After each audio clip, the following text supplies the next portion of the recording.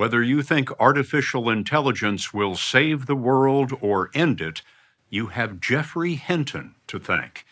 Hinton has been called the Godfather of AI, a British computer scientist whose controversial ideas helped make advanced artificial intelligence possible and so change the world. As we first reported last year, Hinton believes that AI will do enormous good, but tonight he has a warning. He says that AI systems may be more intelligent than we know, and there's a chance the machines could take over, which made us ask the question.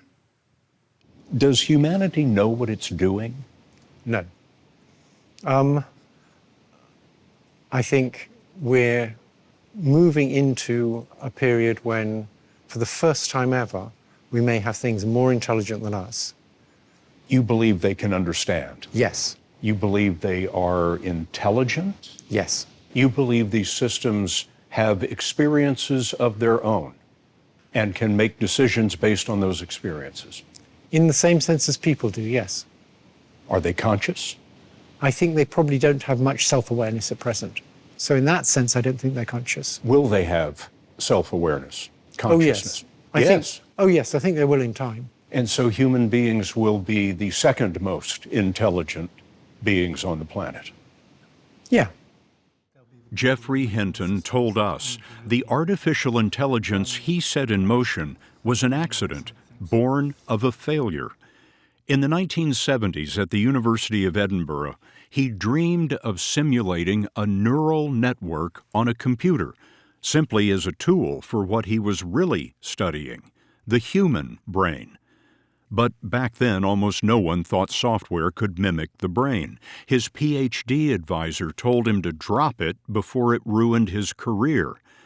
Hinton says he failed to figure out the human mind, but the long pursuit led to an artificial version.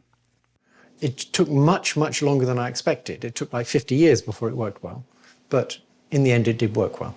At what point did you realize that you were right about neural networks and most everyone else was wrong?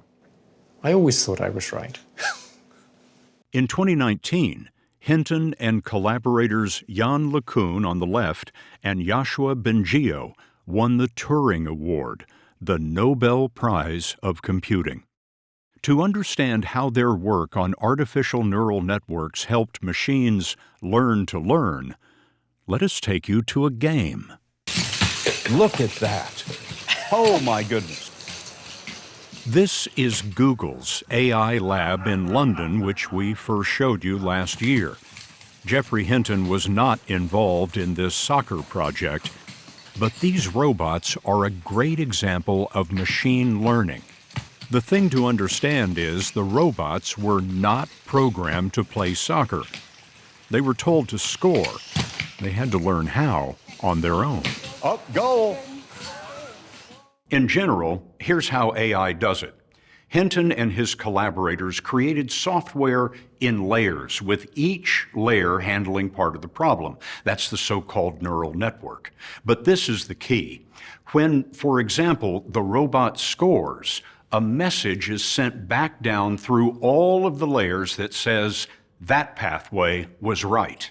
Likewise, when an answer is wrong, that message goes down through the network. So correct connections get stronger, wrong connections get weaker, and by trial and error, the machine teaches itself. You think these AI systems are better at learning than the human mind? I think they may be, yes. And at present, they're quite a lot smaller. So even the biggest chatbots only have about 1 trillion connections in them. The human brain has about 100 trillion, and yet in the trillion connections in a chatbot, it knows far more than you do in your 100 trillion connections, which suggests it's got a much better way of getting knowledge into those connections. A much better way of getting knowledge that isn't fully understood. We have a very good idea of sort of roughly what it's doing, but as soon as it gets really complicated, we don't actually know what's going on any more than we know what's going on in your brain.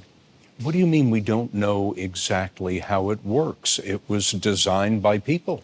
No, it wasn't. What we did was we designed the learning algorithm. That's a bit like designing the principle of evolution. But when this learning algorithm then interacts with data, it produces complicated neural networks that are good at doing things, but we don't really understand exactly how they do those things. What are the implications of these systems autonomously writing their own computer code and executing their own computer code? That's a serious worry, right? So one of the ways in which these systems might escape control is by writing their own computer code to modify themselves. And that's something we need to seriously worry about. What do you say to someone who might argue if the systems become malevolent, just turn them off? They will be able to manipulate people, right? And these will be very good at convincing people because they'll have learned from all the novels that were ever written, all the books by Machiavelli, all the political connivances. They'll know all that stuff. They'll know how to do it.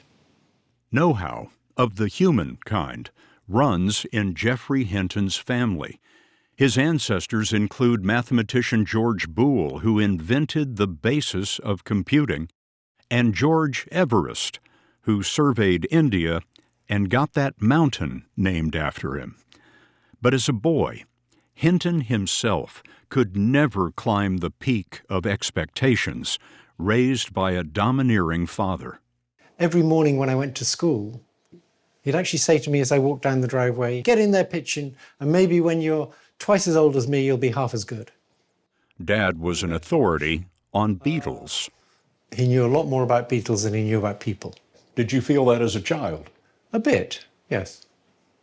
When he died, we went to his study at the university, and the walls were lined with boxes of papers on different kinds of beetle. And just near the door, there was a slightly smaller box that simply said, "Not insects." And that's where he had all the things about the family. Today at 76, Hinton is retired after what he calls 10 happy years at Google. Now he's professor emeritus at the University of Toronto, and he happened to mention he has more academic citations than his father. Some of his research led to chatbots like Google's Bard, which we met last year. Confounding, absolutely confounding. We asked Bard to write a story from 6 words. For sale, baby shoes, never worn. Holy cow. The shoes were a gift from my wife, but we never had a baby. Bard created a deeply human tale of a man whose wife could not conceive and a stranger who accepted the shoes to heal the pain after her miscarriage. I am rarely speechless. I don't know what to make of this. Chatbots are said to be language models that just predict the next most likely word based on probability. You'll hear people saying things like, they're just doing autocomplete. They're just trying to predict the next word. And they're just using statistics. Well, it's true they're just trying to predict the next word. But if you think about it, to predict the next word, you have to understand the sentences. So the idea they're just predicting the next word so they're not intelligent is crazy. You have to be really intelligent to predict the next word really accurately. To prove it, Hinton showed us a test he devised for ChatGPT-4, the chatbot from a company called OpenAI. It was sort of reassuring to see a Turing Award winner mistype and blame the computer. Oh, damn this thing. We're going to go back and start again. That's okay. Hinton's test was a riddle about house painting. An answer would demand reasoning and planning. This is what he typed into ChatGPT-4. The rooms in my house are painted white or blue or yellow, and yellow paint fades to white within a year. In 2 years' time, I'd like all the rooms to be white. What should I do? The answer began in 1 second. GPT-4 advised the rooms painted in blue need to be repainted. The rooms painted in yellow don't need to be repainted because they would fade to white before the deadline. And Oh, I didn't even think of that. it warned, if you paint the yellow rooms white, there's a risk the color might be off when the yellow fades. Besides, it advised, you'd be wasting resources, painting rooms that were going to fade to white anyway. You believe that ChatGPT-4 understands? I believe it definitely understands, yes. And in 5 years' time? I think in 5 years' time it may well be able to reason better than us. Reasoning that he says is leading to AI's great risks and great benefits. So an obvious area where there's huge benefits is healthcare. AI is already comparable with radiologists at understanding what's going on in medical images. It's going to be very good at designing drugs. It already is designing drugs. So that's an area where it's almost entirely going to do good. I like that area. The risks are what? Well, the risks are having a whole class of people who are unemployed and not valued much because what they used to do is now done by machines. Other immediate risks he worries about include fake news, unintended bias in employment and policing, and autonomous battlefield robots. What is a path forward that ensures safety? I don't know. I can't see a path that guarantees safety. That we're entering a period of great uncertainty where we're dealing with things we've never dealt with before. And normally the first time you deal with something totally novel, you get it wrong. And we can't afford to get it wrong with these things. Can't afford to get it wrong. Why? Well, because they might take over. Take over from humanity? Yes, that's a possibility. Why would they I'm not want saying to? it will happen. If we could stop them ever wanting to, that would be great. But it's not clear we can stop them ever wanting to. Geoffrey Hinton told us he has no regrets because of AI's potential for good. But he says now is the moment to run experiments to understand AI, for governments to impose regulations, and for a world treaty to ban the use of military robots. He reminded us of Robert Oppenheimer, who, after inventing the atomic bomb, campaigned against the hydrogen bomb, a man who changed the world and found the world beyond his control. It may be we look back and see this as a kind of turning point when humanity had to make the decision about whether to develop these things further and what to do to protect themselves if they did. I don't know. I think my main message is there's enormous uncertainty about what's going to happen next. These things do understand, and because they understand, we need to think hard about what's going to happen next, and we just don't know.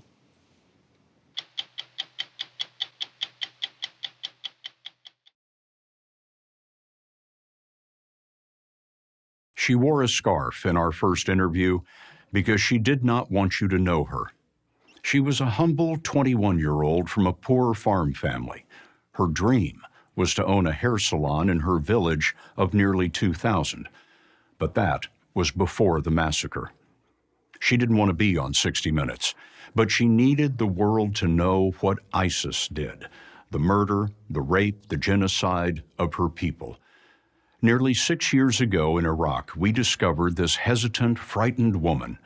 We did not imagine that her scarf concealed not only her identity, but also a fierce invincibility, which would lead her 4 years after our interview to the highest honor the world has to give. We found her here, among refugees who survived the invasion of the ISIS terrorist army. Her people are Yazidis, a minority in northern Iraq that is poor, persecuted, and bound by faith to its revered Mount Sinjar. In 2014, ISIS invaded. 2 months later, we came to report on the atrocities of the self-described Islamic State. Of course, no country on earth recognizes that state. But if it had a border, this would be it. Beyond that border was the Yazidi homeland, where the faithful practice a religion that predates Islam by 3,000 years. In ISIS's perversion of the Muslim faith, the Yazidis were non-believers, condemned to slavery and death. On Friday, August 15th, at 11:30 a.m., they entered our village and told us all to come to the school. There, the women and kids were put upstairs and the men downstairs. What happened to you at that point? As we were entering the school, I was with one of my brothers. There, we saw a bulldozer, and I asked my brother, "Why is there a bulldozer here?" He replied, "To throw dirt on the bodies when they're done killing." Her brother was right. The Yazidis, about 500,000, were defenseless civilians. Thousands of men and elder women were executed. Boys, age 7 and older, were forced into the ISIS army. What happened next? They started loading up 150 girls in 4 dump trucks. More than 3,000 women and girls as young as 9 were trucked into slavery. She says she was sold and raped again, and then gang raped after a failed escape. What about the other members of your family?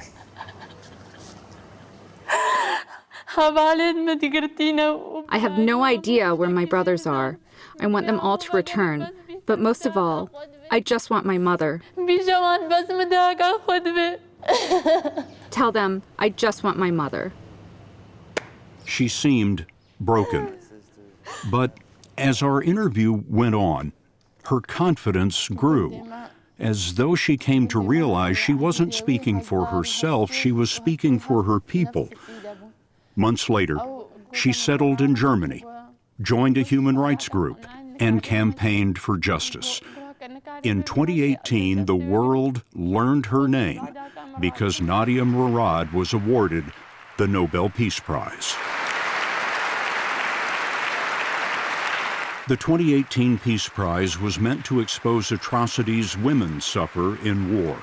The honor was shared with Denis Mukwege, whose hospital treats the sexually assaulted in the Democratic Republic of Congo.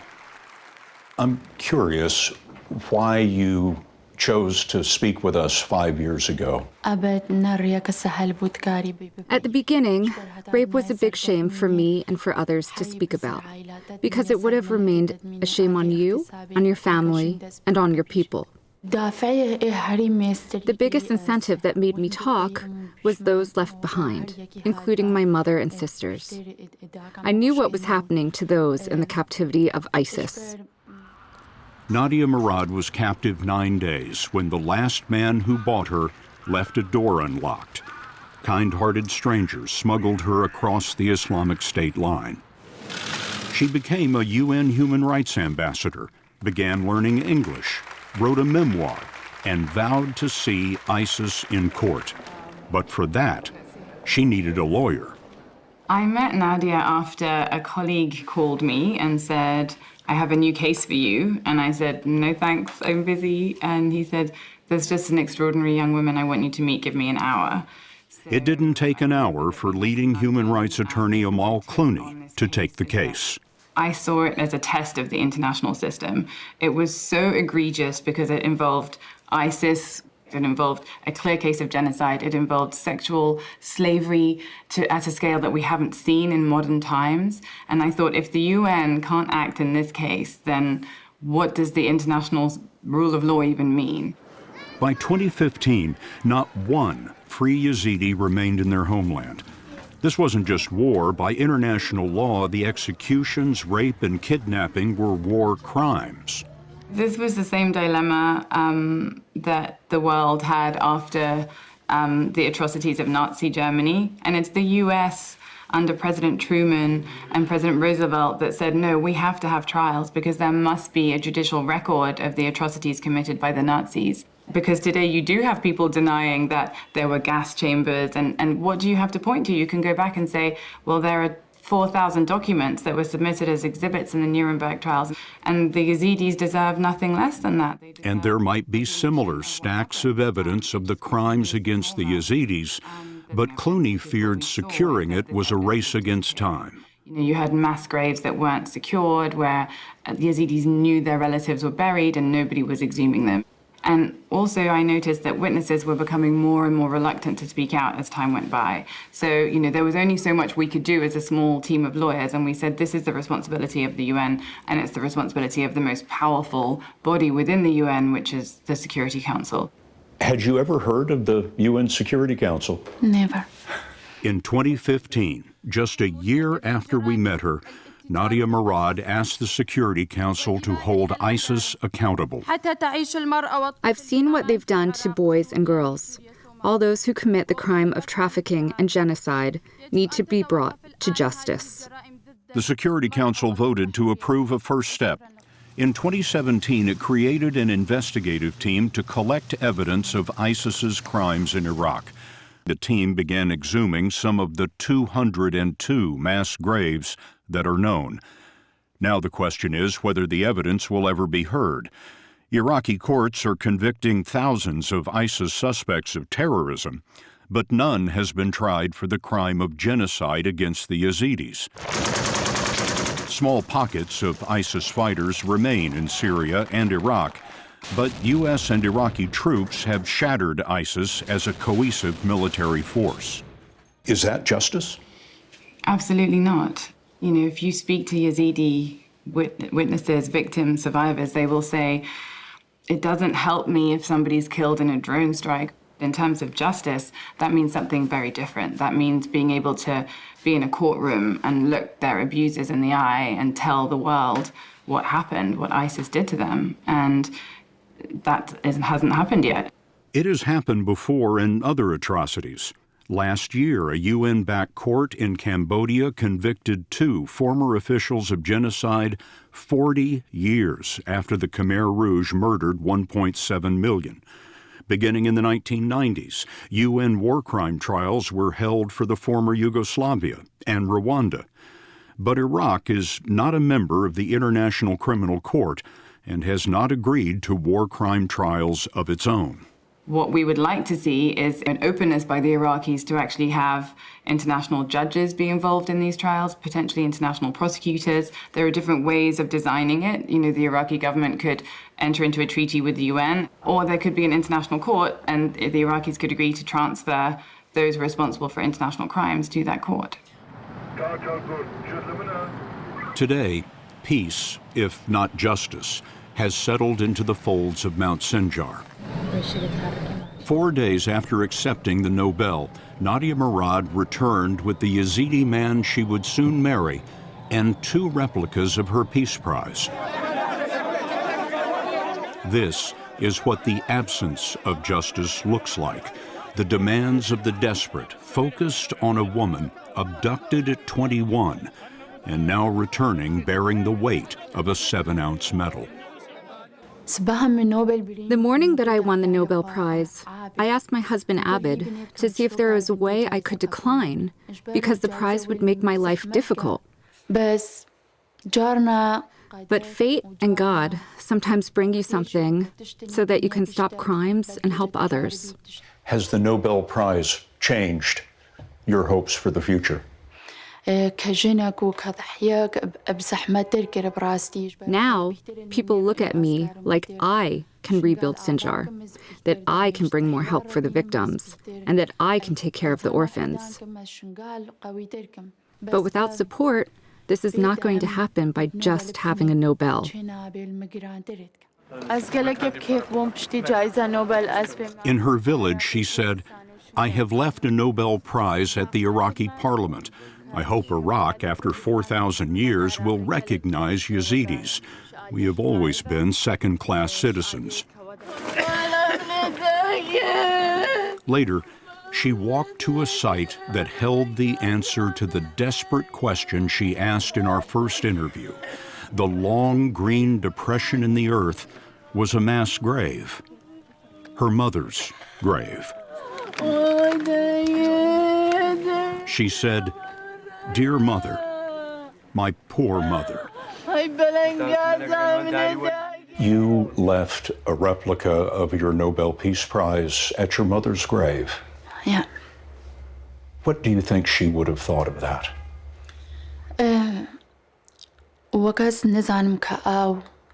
I wonder if she knows that I have talked to the world about her silent death, the killing of her 6 sons and her 2 nieces. I often feel that what I have been doing is because of her. I wish that she would know about it. She may be happy because the world now knows what ISIS has done. This is the school where Nadia Murad was separated from her family. 5 years later, the murdered and missing are present, but unaccounted for. Altogether, Nadia, how many members of your family were murdered? We were 48 brothers, mothers, sisters, nephews, and nieces in our family. 9 were killed and 3 are missing. The rest, who were rescued, now live in refugee camps. There isn't much for refugees to return to. Yazidi homes were wrecked or looted of everything but memories. Today, Nadia Murad is navigating without a chart, steering by the constellation of her people's dreams. An accidental leader, facing questions she cannot answer. Will they have homes? Will there be justice?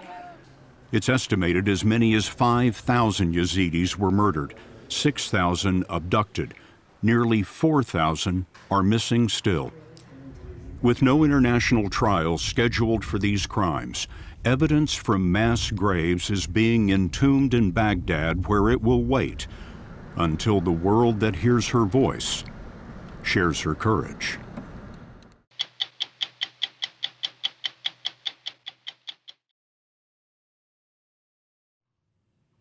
And now, CNN's Anderson Cooper on assignment for 60 Minutes. Right now, there's a war taking place in the heart of Africa, in the Democratic Republic of Congo, and more people have died there than in Iraq, Afghanistan, and Darfur combined. You probably haven't heard much about it, but it is the deadliest conflict since World War II. Within the last 10 years, more than 4 million people have died, and the numbers keep rising. As we found when we went there a few months ago, the most frequent targets of this hidden war are women. It is, in fact, a war against women, and the weapon used to destroy them, their families, and whole communities is rape. We want to warn you, some of what you'll see and hear in this report is disturbing. So 6 women were attacked on Friday. Dr. Denis Mukwege is the director of the Panzi Hospital in eastern Congo. In this war against women, his hospital is the front line. So one of them are here. One of the latest victims is Sifa Mikatambala. She was raped 2 days ago by soldiers who raided her village. They just cut her at many places. With a machete? Yeah.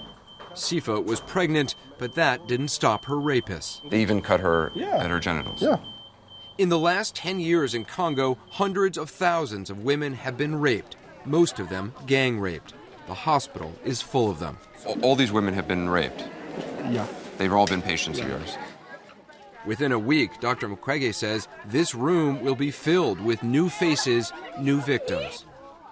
You know, they're in deep pain, but it's not just physical pain. It's psychological pain that you can see. Here at the hospital, we've seen women who've stopped living. Are all the people you treat adults? No. There are children.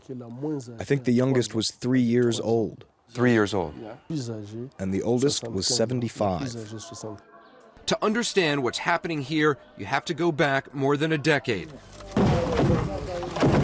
When the genocide that claimed nearly 1 million lives in neighboring Rwanda spilled over into Congo. Since then, the Congolese army, foreign-backed rebels, and homegrown militias have been fighting each other over power and this land, which has some of the world's biggest deposits of gold, copper, diamonds, and tin. The United Nations was called in, and today their mission is the largest peacekeeping operation in history. Since 2005, some 17,000 UN troops and personnel have cobbled together a fragile peace. Last year, they oversaw the first democratic election in this country in 40 years. But now all that they've accomplished is at risk. Fighting has broken out once again here in eastern Congo, and the region threatens to slip into all-out war. Each new battle is followed by pillaging and rape. Entire communities are terrorized. Forced to flee their homes, people take whatever they can and walk for miles in the desperate hope of finding food and shelter. Over the last year, more than 500,000 people have been uprooted. A fraction of them make it to these cramped camps where they depend on UN aid to survive. This camp sprang up just 2 months ago. It's already overcrowded, but more people keep arriving. They come here seeking refuge, a safe haven, but the truth is, in Congo, for women, there's no such thing. Even in these supposedly protected camps, women are raped every single day. Has rape almost become the norm here? I think because of the widespread nature of the war, because there has been so much violence, rape is now on a daily basis, rape is the norm. Annika van Woudenberg is the senior Congo researcher at Human Rights Watch. Women get raped in wars all the time. How is it different here? I think what's different in Congo is the scale and the systematic nature of it. Indeed, as well, the brutality. This is not rape because soldiers have got bored and have nothing to do. It is a way to ensure that communities accept the power and authority of that particular armed group. This is about showing terror. This is about using it as a weapon of war. It's hard to imagine this war happening in the midst of such breathtaking beauty and abundance. But after decades of dictatorship and corruption, this country is broken. Most of the fighting and the raping takes place in remote areas difficult to get to. We're heading to a place called Walungu. It's an isolated village in the mountains of eastern Congo. For years, there have been armed groups fighting in this region. Thousands of men who emerged from the forest to terrorize villages and steal women. Congo's government seems unable or unwilling to stop them. In the last week alone, there have been 3 attacks in which women have been raped. The youngest victim was just 6 years old. In some villages, as many as 90% of the women have been raped. Men in the villages are usually unarmed and incapable of fighting back. In Walungu, we found 24-year-old Lucien Marohi. She was at home one night with her 2 children and her younger brother when 6 soldiers broke in. They tied her up and began to rape her one by one. I was lying on the ground, and they gave a flashlight to my younger brother so that he could see them raping me. They were telling your brother to hold the flashlight? Yes. They raped me like they were animals, one after another. When the first one finished, they washed me out with water, told me to stand up so the next man could rape me. She was convinced they'd kill her, just as soldiers had murdered her parents the year before. Instead, they turned to her brother. They wanted him to rape me, but he refused and told them I cannot do such a thing. I cannot rape my sister. So they took out their knives and stabbed him to death in front of me. Lucienne was then dragged through the forest to the soldiers' camp. She was forced to become their slave and was raped every day for 8 months. All the while, she had no idea where her children were. Did you know if they were alive or dead? I was thinking that they had been killed. I didn't think I would find them alive. Finally, Lucienne escaped. Back in her village, she found her 2 little girls were alive. But she also learned that she was pregnant.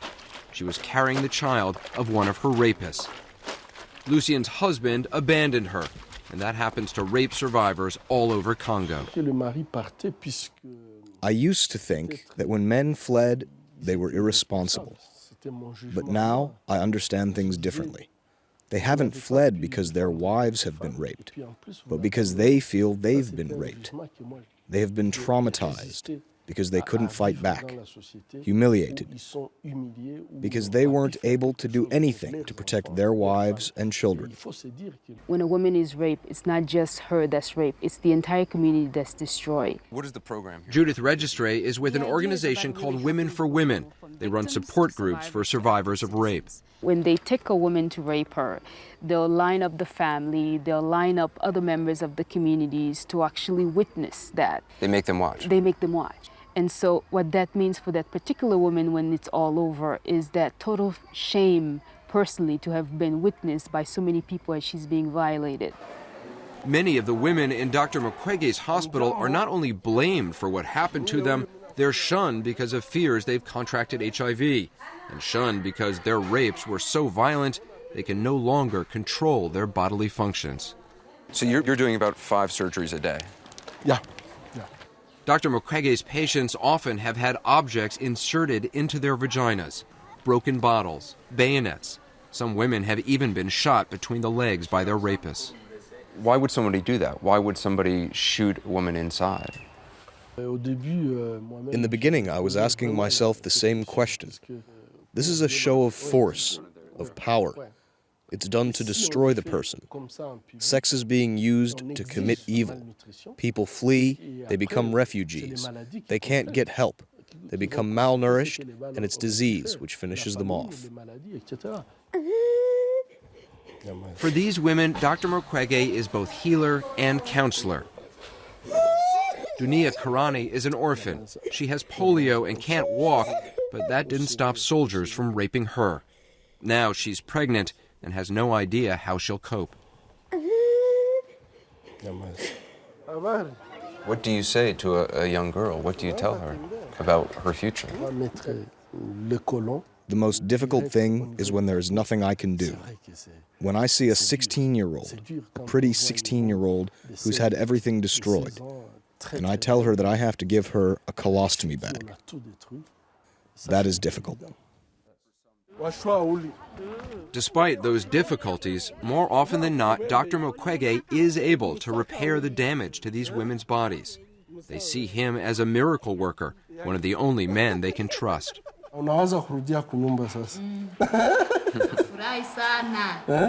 She's very happy. This gives you hope. Yeah.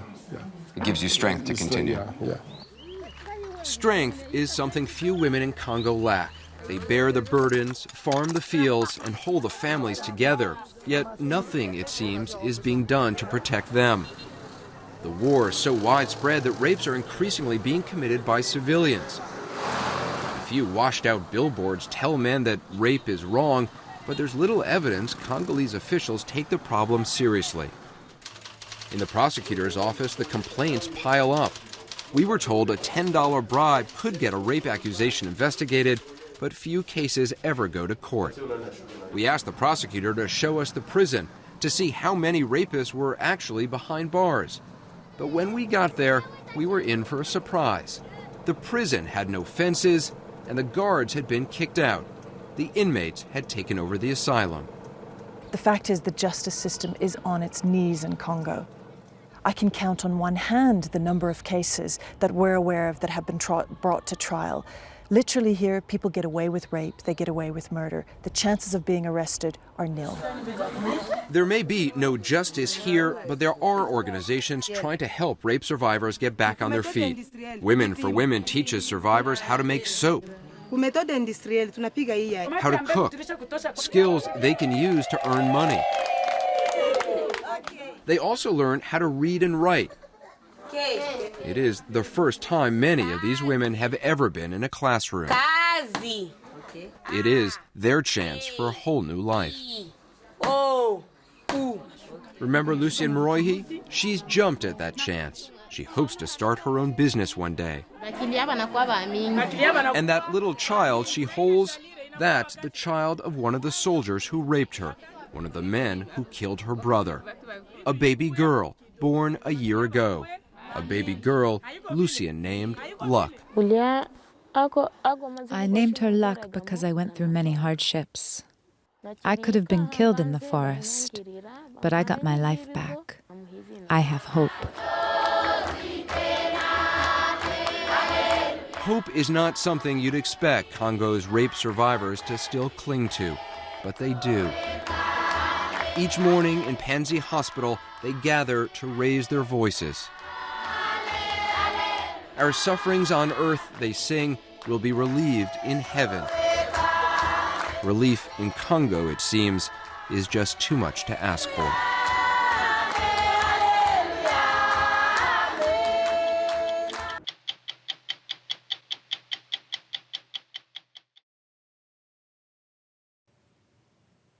When Demis Hassabis won the Nobel Prize last year, he celebrated by playing poker with a world champion of chess. Hassabis loves a game. which is how he became a pioneer of artificial intelligence. The 48-year-old British scientist is co-founder and CEO of Google's AI powerhouse called DeepMind. We met 2 years ago when chatbots announced a new age. Now Hassabis and others are chasing what's called artificial general intelligence, a silicon intellect as versatile as a human, but with superhuman speed and knowledge. After his Nobel and a knighthood from King Charles, we hurried back to London to see what's next from a genius who may hold the cards of our future. What's always guided me and the passion I've always had is understanding the world around us. I've always been, since I was a kid, fascinated by the biggest questions. You know, the meaning of life, the nature of consciousness, the nature of reality itself. I've loved reading about all the great scientists who worked on these problems and the philosophers, and I wanted to see if we could advance human knowledge. And for me, my expression of doing that was to build what I think is the ultimate tool for advancing human knowledge, which is AI. We sat down in this room 2 years ago, and I wonder if AI is moving faster today than you imagined. It's moving incredibly fast. I think we are on some kind of exponential curve of improvement. Of course, the success of the field in the last few years has attracted even more attention, more resources, more talent. So that's adding to this exponential progress. Exponential curve, in other words, straight up. Yep, straight up and increasing speed of progress. Start? Yeah. We saw the progress. Hello, Scott. It's nice to see you again. In an artificial companion that can see and hear and chat about anything. Early chatbots learned only the internet. An app called Astra also takes in the world. Do we call her she? It's a good question. I'm not sure we all know the answer yet. Bibo Xu is product manager for Project Astra, an app in a new generation of chatbots that interpret the world with their own eyes. We challenged Astra with virtual paintings we chose and showed to Astra for the first time. This is July Hay by Thomas Hart Benton from 1942. How about this one? That is The Virgin of Charity by El Greco. That painting is Automat by Edward Hopper. The person in the painting, what emotion is she exhibiting? The subject in the painting appears pensive and contemplative, her expression suggesting a sense of solitude. Can you create a story around this picture? It's a chilly evening in the city. A Tuesday, perhaps. The woman, perhaps named Eleanor, sits alone in the diner. She is feeling melancholy due to the uncertainty of her future and the weight of unfulfilled dreams. The scene freezes in time, only the flow of ideas moving onward. That line, only the flow of ideas moving onward? I wish I'd written that. And did we hear a limit to Astra's patience? What was that fictional conversation about? In the story I imagined, Eleanor and her friend talked about their shared dreams and the challenges of pursuing them. Something about the way you said made me wonder if you were getting bored. I apologize if my tone came across that way. My aim is always to engage thoughtfully. And she said, well, I'm sorry if you don't like my tone. Wow. Well, you see... What's happening there? Well, that's interesting. That's, again, a challenge with these systems as they act in the moment with the context that's around them, and that may have never been tested before. He's often surprised because AI programs are sent out on the internet to learn for themselves. They can return later with unexpected skills. So we have theories about what kinds of capabilities these systems will have. That's obviously what we try to build into the architectures.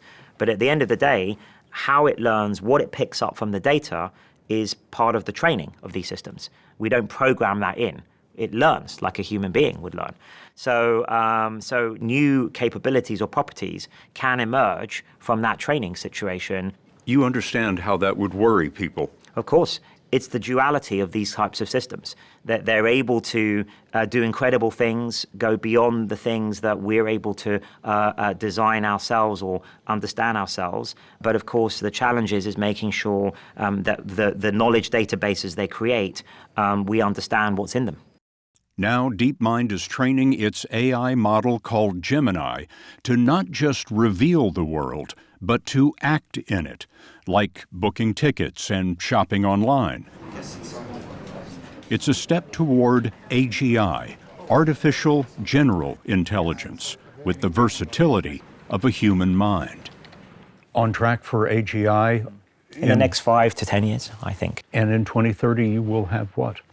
Well, we'll have a system that really understand everything around you in very nuanced and deep ways and kind of embedded in your everyday life. Embedded like Astra in eyeglasses. What can you tell me about this building I'm looking at? This is the Coal Drops Yard, a shopping and dining district. She sees what I see. There's a speaker in the earpiece only I can hear. What was it originally before it became shops? The Coal Drops Yard was originally a set of Victorian coal warehouses used to receive and distribute coal across London. Was coal ever a problem for the environment in London? Yes, coal was a significant source of air pollution in London, particularly during the Industrial Revolution.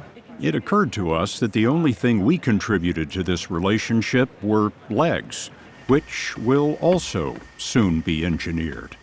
I also think another big area will be robotics. I think it will have a breakthrough moment in the next couple of years where we'll have demonstrations of maybe humanoid robots or other types of robots that can start really doing useful things. For example, Hey Robot.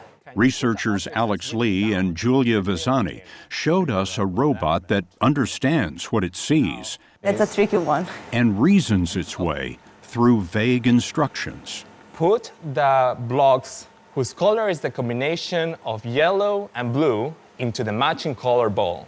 The combination of yellow and blue is green, and it figured that out. It's reasoning. Yep, definitely, yes. The toys of Demis Hassabis' childhood weren't blocks, but chess pieces. At 12, he was the #2 champion in the world for his age.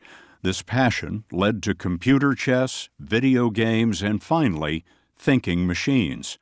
He was born to a Greek Cypriot father and Singaporean mother. Cambridge, MIT, Harvard. He's a computer scientist with a PhD in neuroscience because, he reasoned, he had to understand the human brain first. Are you working on a system today that would be self-aware?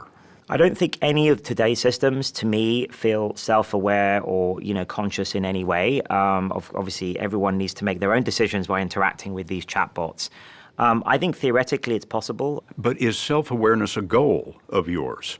Not explicitly, but it may happen implicitly. These systems might acquire some feeling of self-awareness. That is possible. I think it's important for these systems to understand you, self and other. And that's probably the beginning of something like self-awareness. But he says if a machine becomes self-aware, we may not recognize it. I think there's two reasons we regard each other as conscious. One is that you're exhibiting the behavior of a conscious being, very similar to my behavior. But the second thing is you're running on the same substrate. We're made of the same carbon matter with our squishy brains. Now, obviously, with machines, they're running on silicon. So even if they exhibit the same behaviors, and even if they say the same things, it doesn't necessarily mean that this sensation of consciousness that we have is the same thing they'll have. Has an AI engine ever asked a question that was unanticipated? Not so far that I've experienced. And I think that's getting at the idea of what's still missing from these systems. They still can't really yet go beyond asking a new novel question or a new novel conjecture or coming up with a new hypothesis that has not been thought of before. They don't have curiosity. No, they don't have curiosity, and they're probably lacking a little bit in what we would call imagination and intuition. But they will have greater imagination, he says, and soon. I think actually in the next maybe 5 to 10 years, I think we'll have systems that are capable of not only solving an important problem or conjecture in science, but coming up with it in the first place. Solving an important problem won Hassabis a Nobel Prize last year. He and colleague John Jumper created an AI model that deciphered the structure of proteins. Proteins are the basic building blocks of life. So everything in biology, everything in your body depends on proteins. You know, your neurons firing, your muscle fibers twitching, it's all mediated by proteins. But 3D protein structures like this are so complex, less than 1% were known. Mapping each one used to take years. DeepMind's AI model did 200 million in 1 year. Now, Hassabis has AI blazing through solutions to drug development. So on average, it takes 10 years and billions of dollars to design just one drug. We can maybe reduce that down from years to maybe months or maybe even weeks, which sounds incredible today, but that's also what people used to think about protein structures. It would revolutionize human health, and I think one day maybe we can cure all disease with the help of AI. The end of disease?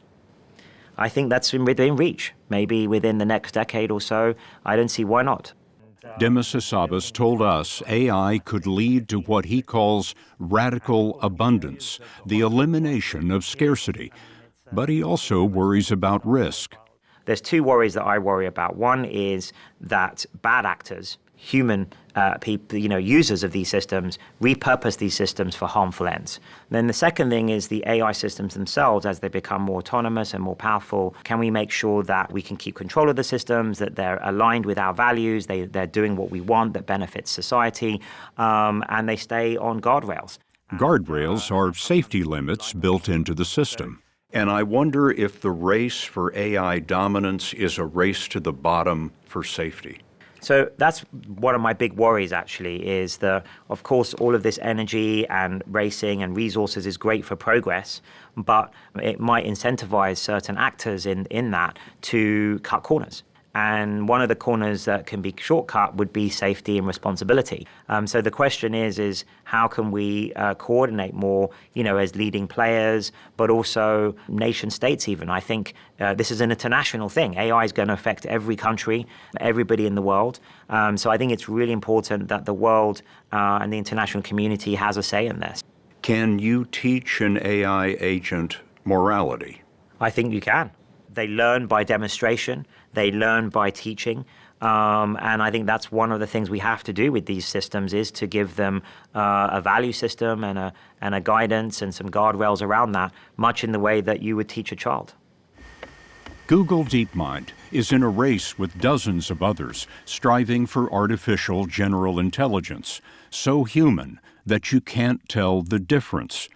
Which made us think about Demis Hassabis signing the Nobel Book of Laureates. When does a machine sign for the first time? And after that, will humans ever sign it again? I think in the next steps is going to be these amazing tools that enhance our almost every endeavor we do as humans. And then beyond that, when AGI arrives, I think it's going to change pretty much everything about the way we do things. And it's almost, I think we need new great philosophers to come about, hopefully in the next 5-10 years, to understand the implications of this.